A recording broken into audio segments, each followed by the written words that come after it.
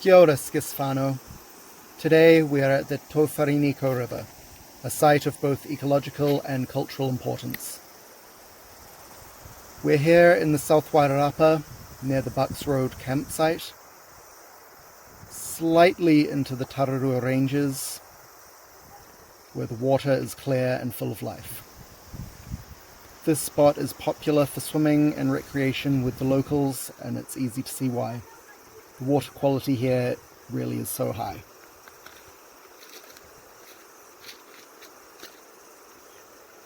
The Tōwharineko River is one of the main tributaries of Lake Wairarapa. And while the river remains in good condition, things start to change as we move downstream. Sediment and erosion, land use mostly in farming, and reduced riparian vegetation cover all start to take a toll on the river's health and mauri as it approaches the lake.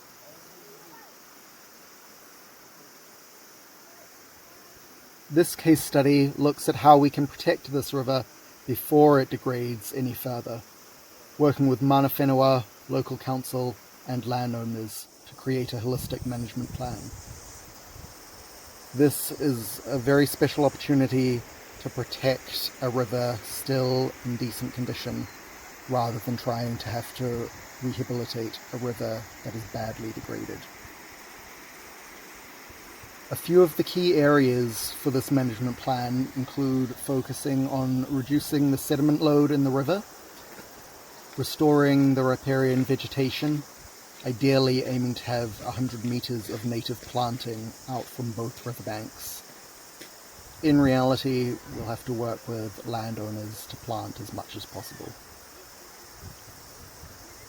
Monitoring, protecting, and potentially reintroducing mahinga kai species is another important step. We've now moved to a different section of the river, as you can probably tell. We're only a few hundred meters from Lake Wairarapa, and you can really see the difference here. There's much less water, it looks possibly a little less clear, and the surrounding ecosystem is almost non-existent. We do have a thin line of vegetation along the stream, but it is a thin band and it is all blackberry and willows and scrub.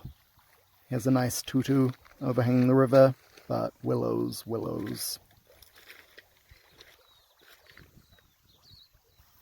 To track how well these efforts are working, a mixture of Mātauranga Māori and Western science indicators will be used for monitoring. Mātauranga-based tohu will focus on changes in mahinga kai species and other visual indications such as water clarity. Western scientific indicators that will be used include the Macroinvertebrate Community Index, MCI, for water quality, and sediment load by tons per year. The Cultural Health Index for Waterways and Streams framework will help measure and communicate overall river health and mauri in a way that is meaningful for both mana whenua and council reporting.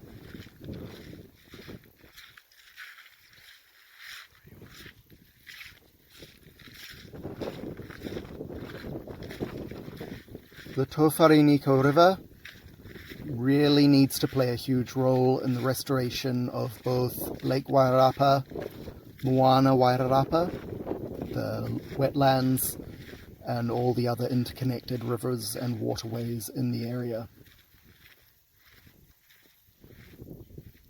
By combining Mātauranga tohu and scientific indicators, this plan ensures that the river is managed in a way that respects both cultural and ecological values.